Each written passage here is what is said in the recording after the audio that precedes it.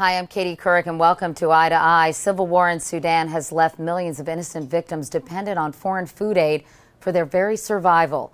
Our Allen Pizzey traveled with the new director of the World Food Program, Josette Sheeran, to the ravaged region of Darfur to see firsthand how that food aid is being handed out.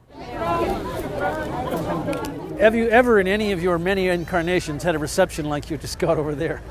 Well, it's very, very heartwarming, and it gives you a sense that progress is being made despite all the challenges here. We know that malnutrition rates have gone down 50% since 2004. We see these beautiful children. They look so beautiful and so healthy.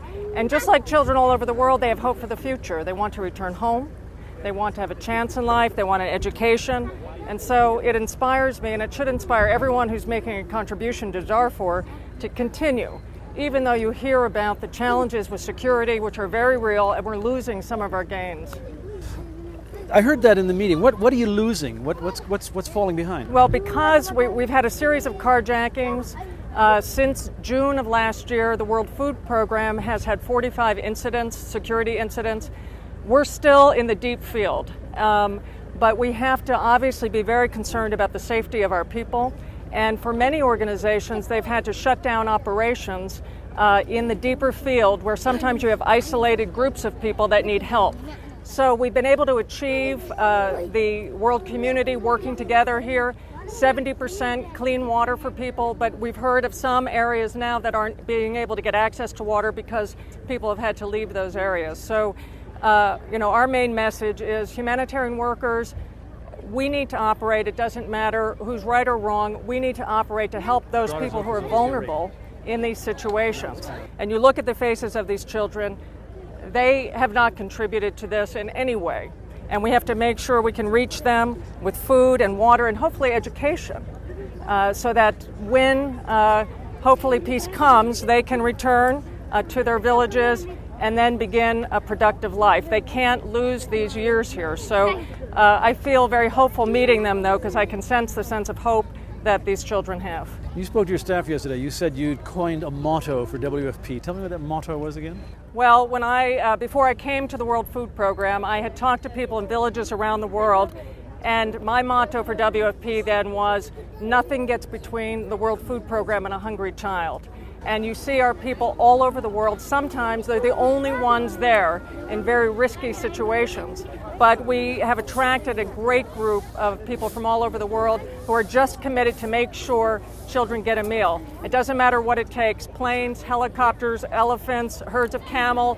We've seen donkeys bringing in food here. We'll do what it takes to be able to reach people, often at great risk to our own staff. What prompted you to take this job? Did you ask for it or did they come to you, and why did you take it? Well, I spent the past year working on the high-level panel on coherence in the UN system on development and humanitarian affairs that Kofi Annan asked me to serve on. And in that, I visited villages all over the world, and I kept hearing one thing, that the World Food Program was really saving lives. And it gave me a deep appreciation of this organization. And so when the position opened and I was asked if I would consider coming, I thought this is one organization that it really made me feel this is the purpose-driven life. This is an organization that's saving lives every day. We see it here in Darfur. We see it despite really the most incredible odds that would keep us from really creating a situation of hope, but we see a situation of hope here. You're getting the cooperation you need from the government here.